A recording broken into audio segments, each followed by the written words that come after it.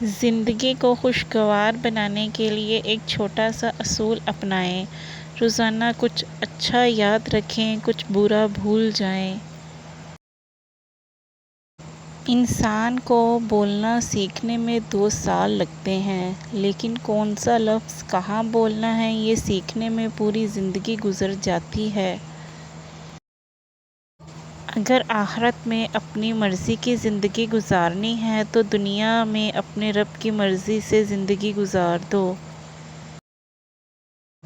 زخم کھا کر بھی مسکرانا اور ناخوش ہوتے ہوئے بھی خوش رہنا، دراصل یہی ہماری اصل طاقت ہوتی ہے۔